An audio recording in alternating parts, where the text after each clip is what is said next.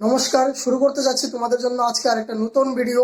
আচ্ছা, কেউ যদি আমাদেরকে জিজ্ঞাসা করে যে আমাদের ভারতবর্ষের মধ্যে সবচাইতে বড় ব্যাংক এর নাম কি এবং আমাদের ভারতবর্ষের যে কারেন্সি টাকা বা রুপি, এই রুপি যে ছাপায় ওই ব্যাংকের নাম কি, তাহলে উত্তরটা কি হয়? তাহলে উত্তরটা আমরা অনায়াসে দিতে পারি যে RBI, দ্যাট মিনস কি, রিজার্ভ ব্যাংক অফ ইন্ডিয়া।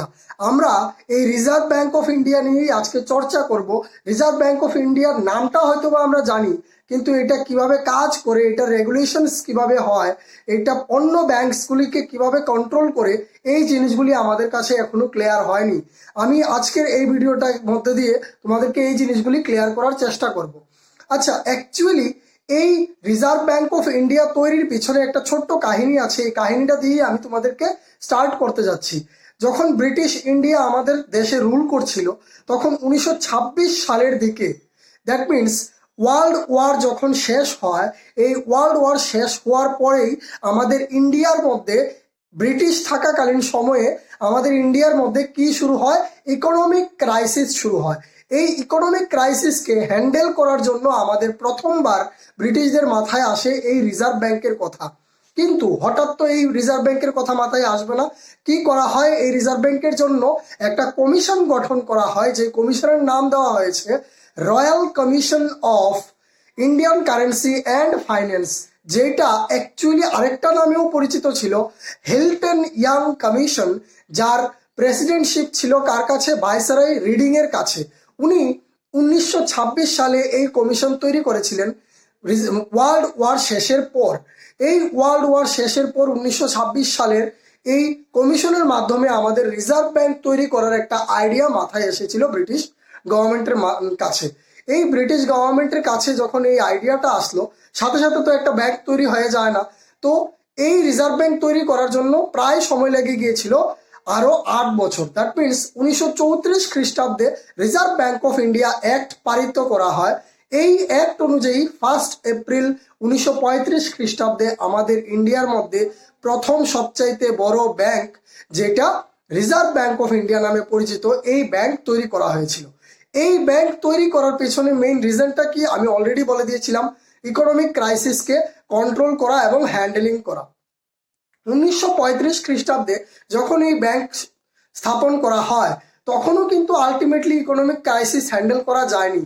কারণ এরপরেই আমরা একটা সবচাইতে বড় জিনিস দেখতে পাই, যেটা হলো বেঙ্গল ফ্যামিন, যেটা 1942 সালে ভারতবর্ষের মধ্যে সবচাইতে গুরুত্বপূর্ণ একটা ঘটনা হয়ে দাঁড়িয়েছিল, যেটা হলো বাংলার মনবন্তর। এই মনবন্তর আমরা ইংরেজিতে বলি বেঙ্গল ফেমাইন, যেটা হয়েছিল 1942 সালে।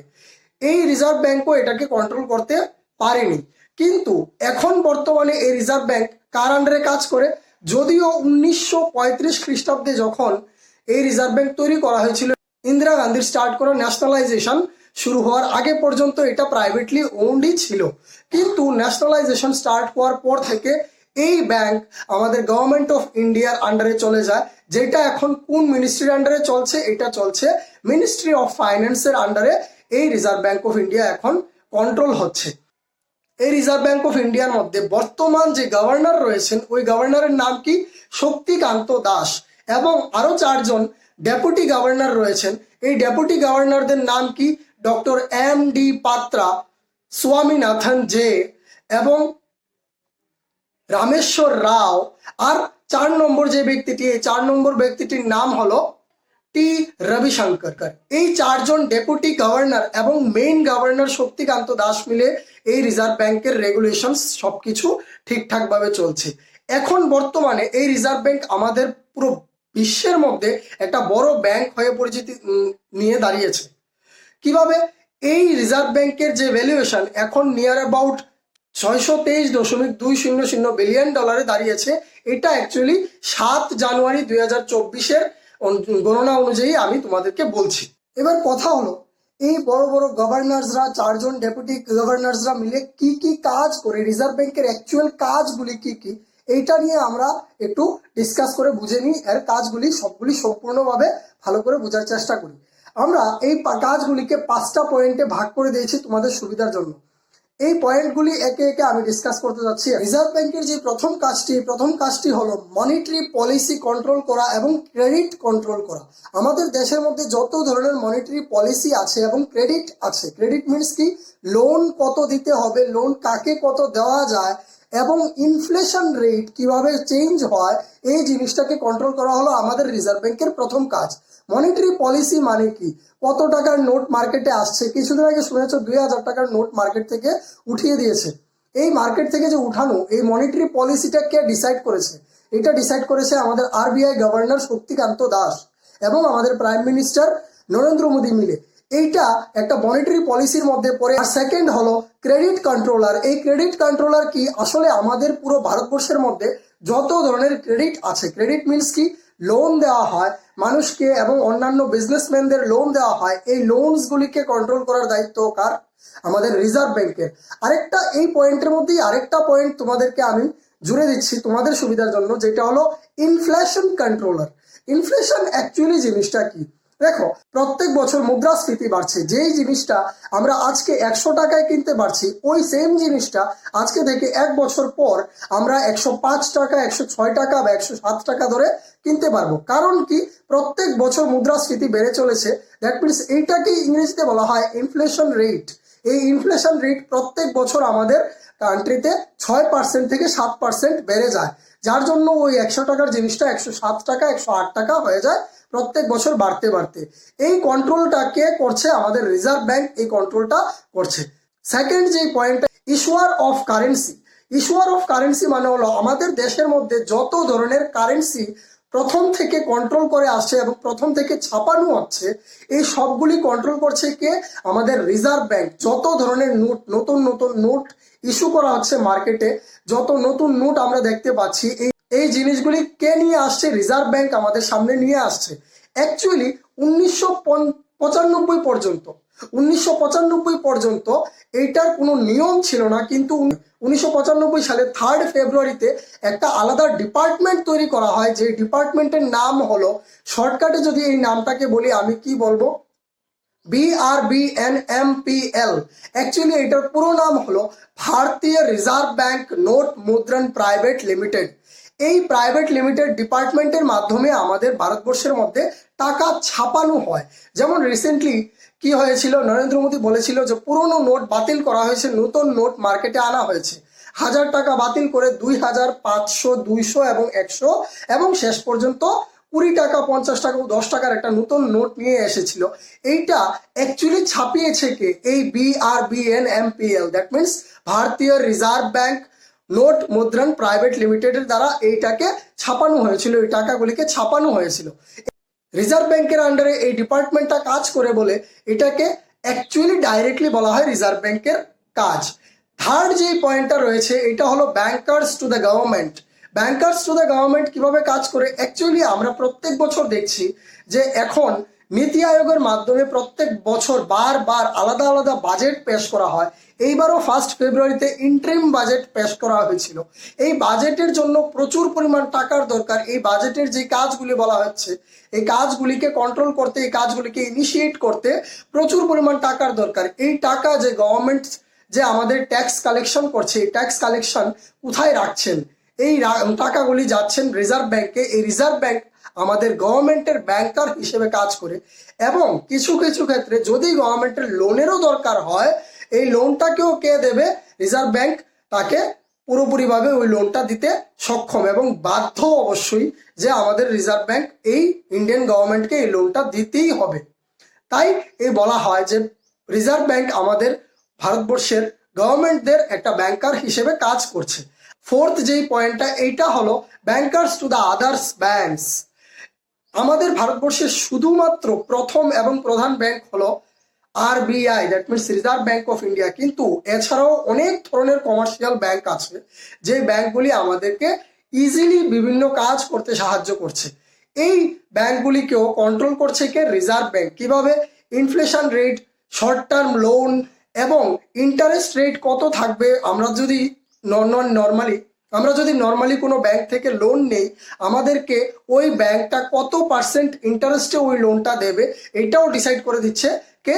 RBI গভর্নরসরা, RBI department. এই আরবিআই ডিপার্টমেন্ট থেকে আমাদের ইন্টারেস্ট রেট ডিসাইড করে দেওয়া হয়, যার কারণে আমরা লোন নেওয়ার সময় বলা হয় যে এত পার্সেন্ট রেট তোমাদের দিতে হবে, এত পার্সেন্ট 5%, 6%, 8% তোমাদেরকে ইন্টারেস্ট রেট ফিরিয়ে দিতে হবে আমাদেরকে এই টাকাটা যখন ফেরাবে। আরেকটা জিনিস, সবচাইতে ইম্পর্টেন্ট জিনিস, অন্যান্য ব্যাংকের কাজ যেটা কন্ট্রোল করছে আরবিআই, ওই জিনিসটা কি?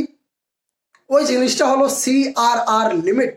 সিআরআর লিমিটের ফুল ফর্ম হলো cash reserve ratio limit. Actually এই ক্যাশ রিজার্ভ রেশিও জিনিসটা কি?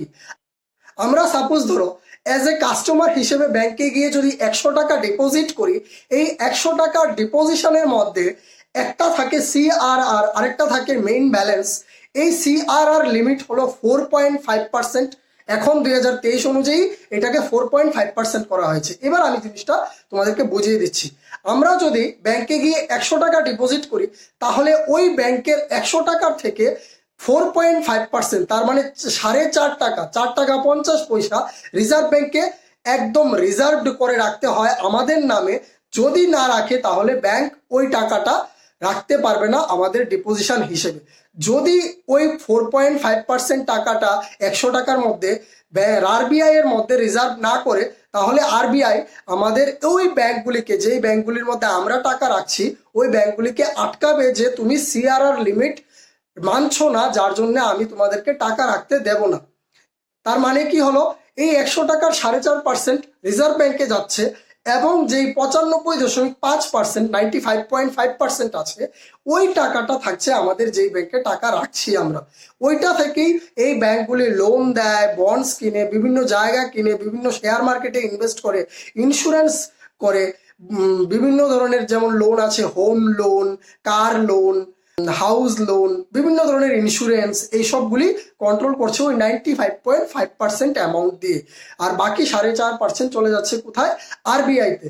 এটা হলো আমাদের আরবিআই এর মেইন কাজের মধ্যে আরেকটা 4th নাম্বার যে কাজটা। আর 5th এবং লাস্ট যেই কাজটা, এই কাজটা কি? Regulator of foreign exchange. যেহেতু রিজার্ভ ব্যাংক আমাদের ভারতবর্ষের মধ্যে সবচাইতে বড় এবং প্রধান ব্যাংক, মনে রাখবে যত ধরনের ফরেন এক্সচেঞ্জ কারেন্সি আসছে, দ্যাট মিনস ফরেন কারেন্সি আসছে, এই ফরেন কারেন্সিগুলিকে কি করা হয়? সবগুলিকে পাঠানো হয় রিজার্ভ ব্যাংকে। এই রিজার্ভ ব্যাংকের মাধ্যমেই আমরা আবার রেগুলেটরি এক্সচেঞ্জের মাধ্যমে আমরা আমাদের কান্ট্রির যে কারেন্সি, এই কারেন্সির টাকা পেয়ে যাই। যেমন এজ এ এক্সাম্পল তোমরা ধরতে পারো, আমি যদি একটা $1 নোট নিয়ে আমাদের যে কোনো ব্যাংকে জমা দিই বা ফরেন এক্সচেঞ্জ ডিপার্টমেন্টে জমা দিই, তাহলে আমাদের ফরেন এক্সচেঞ্জ ডিপার্টমেন্ট কি করবে? ওই এক্সচেঞ্জ রেটটা কত আছে এটা চেক করবে প্রথমে। যেমন আমি ভিডিওটা যখন বানাচ্ছি, আজকের দিনে $1 = 87 রুপিস, ইন্ডিয়ান রুপিস আছে। তার মানে আমি যদি $1 নিয়ে ফরেন এক্সচেঞ্জ ডিপার্টমেন্টে দেই, তাহলে ফরেন কারেন্সি অনুযায়ী আমাকে 87 টাকা ফেরত দেবে। এইটাও কে করছে? এইটার সবকিছু কন্ট্রোলিং কে করছে? আমাদের রিজার্ভ ব্যাংক এই কন্ট্রোলিংটা নিয়ে রেখেছে, আমাদের রিজার্ভ ব্যাংক এই কন্ট্রোলিংটা করছে। তার মানে এই 5টা কাজ অ্যাকচুয়ালি একের পর এক করে চলেছে আমাদেরকে রিজার্ভ ব্যাংক অফ ইন্ডিয়া। আর এই রিজার্ভ ব্যাংক অফ ইন্ডিয়ার কারণেই আমাদের ইকোনমি এত স্টেবল ভাবে কাজ করছে। আমাদের finance department, ministry of finance department খুব ভালোভাবে কাজ করতে চলেছে, এবং আমাদের ইকোনমিক ক্রাইসিস থেকে এই রিজার্ভ ব্যাংক আমাদের বাঁচিয়ে চলেছে। এই রিজার্ভ ব্যাংক যদি আমাদের ভারতবর্ষের মধ্যে না থাকতো, তাহলে বারবার আমাদের ইকোনমিক ক্রাইসিসের মধ্যে পড়তে হতো। যেমন এজ এ এক্সাম্পল ধরে রাখো, পাকিস্তানে যেরকম বারবার ইকোনমিক ক্রাইসিস দেখা দিচ্ছে, আমাদেরও এই সিচুয়েশনটা ফেস করতে হতো যদি রিজার্ভ ব্যাংক ঠিকভাবে কাজ না করতে পারতো। এই ছিল আমাদের রিজার্ভ ব্যাংক নিয়ে পুরো ভিডিওটা। যদি ভিডিওটা ভালো লাগে, লাইক, শেয়ার এন্ড সাবস্ক্রাইব করে দিও। দেখা হচ্ছে পরের ভিডিওতে। নমস্কার।